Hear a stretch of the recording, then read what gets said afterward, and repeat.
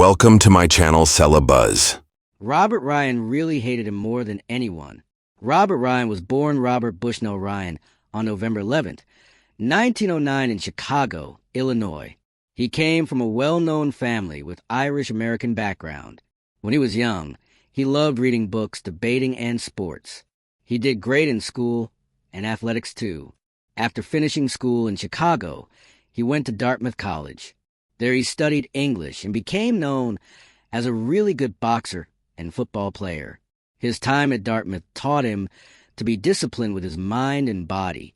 These qualities helped him later in his acting job and in his social and political life.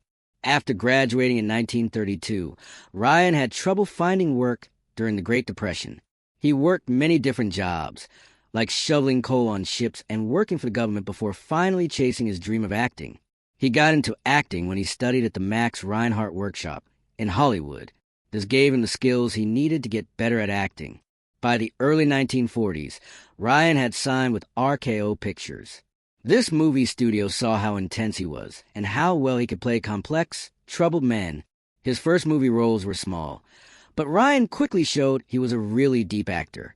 His big break came with a movie called Crossfire in 1947. In this movie, he played a man who really hated Jewish people. This role got him nominated for an Academy Award for Best Supporting Actor. It showed how well he could play characters with serious mental problems. These were often men whose inner demons showed the tensions of American society during and after World War II. During the late 1940s and 1950s, Ryan became one of Hollywood's most respected actors. People knew him for playing tough guys who weren't clearly good or bad. He was really good at playing roles that showed the darker side of human nature, violent criminals, corrupt leaders, and bitter soldiers. But he made them feel real and didn't let them become silly cartoon characters. Some of his most famous movies include The Setup in 1949, where he played an old boxer trying to keep his dignity, On Dangerous Ground in 1951, where he played a tough cop whose bitterness slowly gets healed by love, and Bad Day at Black Rock in 1955, where his scary performance as a mean bigot was both frightening and unforgettable. These roles made him famous as a master of film noir movies. He could make even simple scripts better just by being so intense and believable. Besides his movie work, Robert Ryan also loved acting on stage and was proud to go back to theater whenever he could. He appeared in several Broadway shows, including one called Mr. President, and later in plays like Long Day's Journey into Night.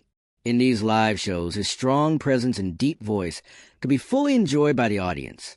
His love for theater showed he believed acting was both an art form and a way to challenge audiences. In his later years, Robert Ryan easily moved into playing older characters. He often played wise but tired authority figures, military officers, or men carrying heavy regrets. His appearances in movies like Professionals in 1966, The Dirty Dozen in 1967, The Wild Bunch in 1969, and Lawman in 1971 let him keep exploring ideas about violence. He stayed active on both stage and screen even as his health started getting worse. On March 11th, 1939, Robert Ryan married Jessica Cadwallader. This marriage would last until she died in 1972 and would be very important in both his personal life and his view of the world. Jessica came from an educated family that cared about social issues. She wasn't just his wife, but also his partner in smart conversations, politics, and causes they both cared deeply about. Their marriage happened just as Ryan's career was starting to take off. Jessica gave him emotional support and encouragement as he moved from stage work into a full movie career. Together, they built a home that mixed Hollywood glamour with serious concern for social issues. They created a place where their children could grow up around both creativity and conscience. The couple had 3 children, and each one followed their own successful path. Their first child, Timothy, was born in 1946, right after the war, when Ryan's acting career was entering its best time. 2 years later, in 1948, they had their second child, Cheney. Cheney Ryan became famous not in entertainment, but in education and public service. His career as a research worker at Oxford University and his role as co-chair of the Oxford Group for Human Rights showed the caring and socially engaged values his parents taught him. He also became a retired professor of philosophy and law at the University of Oregon. There he taught many students about questions of justice, war, and peace. These subjects were closely related to the moral questions his father often dealt with in movies. Their youngest child, Lisa, was born in 1951 and completed the family. Even though she lived more privately than her brother Cheney, she also carried the Ryan family legacy forward. She was part of a family known not only for artistic talent, but also for smart and social contributions. The Ryan family's choice of where to live was itself interesting, and would later become a striking part of cultural history. For some time, they lived in one of New York City's most famous buildings, the Dakota, located at 72nd Street in Central Park west of Manhattan. The Dakota was known for its beautiful architecture and its community of important residents. It was a place where art, music, and movie personalities mixed with writers, smart people, and cultural figures. Eventually, Robert and Jessica rented out and later sold their apartment there to John Lennon and Yoko Ono. The building would become forever connected with tragedy when Lennon was shot and killed outside the Dakota's courtyard entrance in December 1980. The fact that the Ryans once called this historic building home links them indirectly to one of the most shocking events in modern cultural memory. This gives their personal history an almost haunting feeling. Beyond their home life, Robert and Jessica Ryan were also dedicated to progressive education and child development. In fall of 1951, an amazing project began right in their own backyard in Los Angeles. The founding of the Oakwood School. Jessica and Robert, along with a small group of parents who thought like them, imagined a school that showed their ideals of progressive child-centered education. They wanted one that emphasized creativity, critical thinking, and individuality over strict conformity. The Oakwood School started very humbly, operating literally in the Ryans' backyard. But its goals were anything but small. This wasn't traditional school, but rather a new kind of school. It was born out of the values of working together, democracy, and respect for each child's unique potential. By 1954, just 3 years after the modest beginnings, the school had grown to the point where it needed a more permanent home. The Ryans, along with other committed founding families, including Sidney Harmon, Elizabeth Shepard, Wendy and Ross Cabin, and Charles and Emily Hose, put their money and energies together to start a proper campus. They bought land on Moore Park Street in Los Angeles' San Fernando Valley, where they built the elementary school campus. Setting up this new campus was more than just an investment in their own children's education. It was a bold statement about the role of parents in shaping schools and about the importance of progressive educational ideals in shaping future citizens. Today, Oakwood has grown into one of Los Angeles' most respected private schools. Its origins in the Ryans' backyard serve as a lasting reminder of Robert and Jessica's belief in the power of education and community. Robert Ryan, one of the most respected actors of Hollywood's golden age, was a man of strong beliefs, intelligence, and political conscience. While Ryan often kept his personal views carefully hidden within the industry, there was one person he could not stand, and that was John Wayne. Ryan's dislike for Wayne was not a small matter of professional competition or simple personality clash. It ran much deeper. Shaped by their opposite worldviews, their different approaches to acting and the atmosphere of Cold War Hollywood. Ryan was quoted as saying, "There were many men in Hollywood whose politics I didn't agree with, but Wayne, he was the embodiment of everything I found crude, arrogant, and dangerous. I truly hated him more than anyone." For Ryan, Wayne wasn't just another conservative voice. He was a symbol of loud patriotism and a kind of self-righteous showing off that Ryan found disgusting. Where Ryan valued subtle details, looking inward in quiet strength, Wayne represented to him an aggressive nationalism and macho posturing that felt empty and destructive.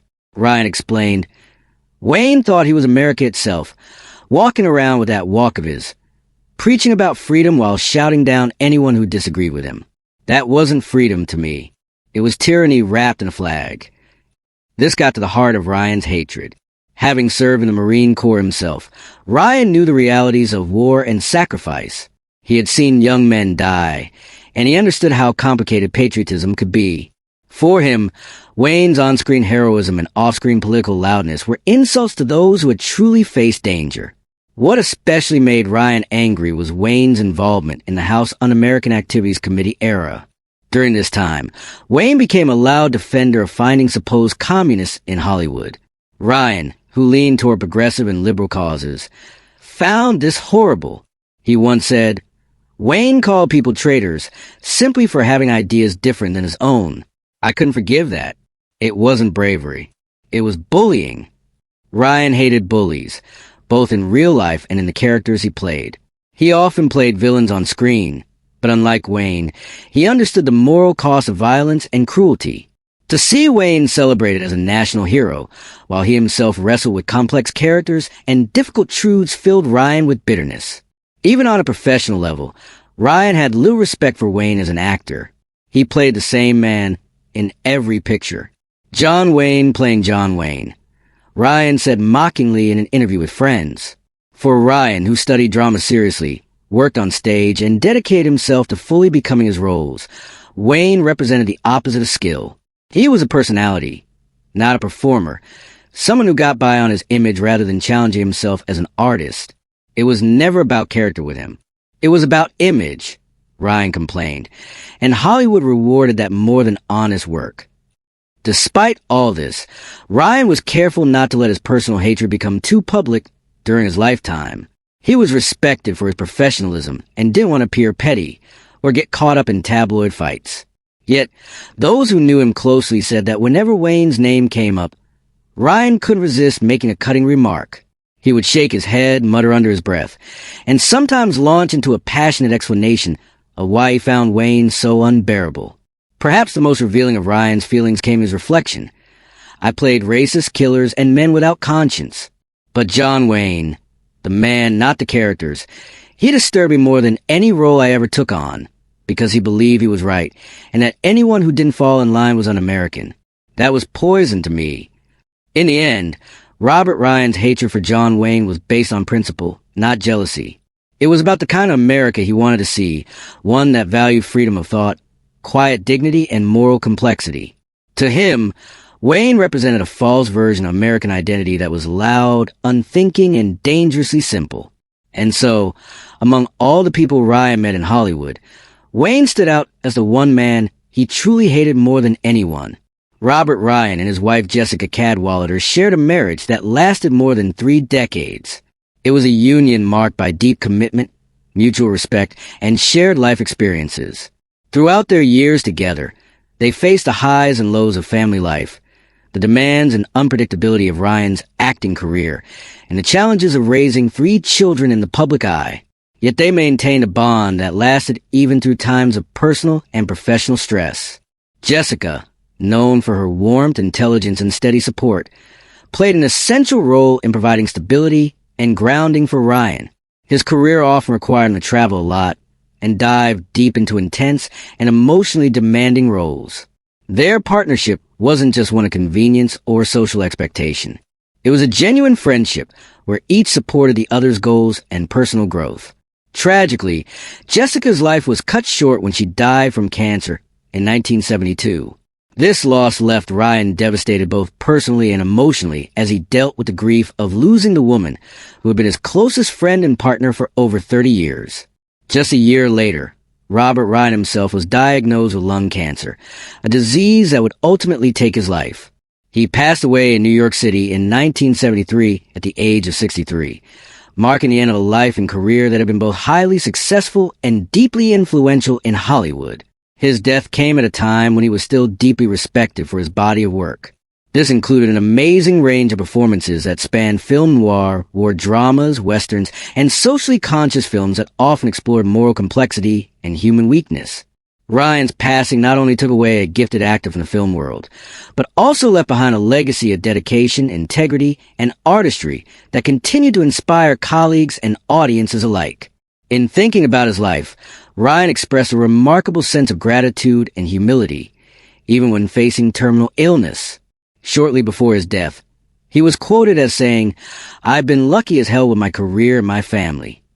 This statement shows both his awareness of the privileges he had enjoyed and the deep value he placed on personal relationships over professional awards. This remark gives us a glimpse into Ryan's character, revealing a man who, despite his success, never lost sight of the importance of human connection, love, and family. It speaks to the balance he maintained between professional ambition and personal fulfillment, a balance that not everyone achieves in life. It highlights the deep satisfaction he found in the people and experiences that truly mattered to him.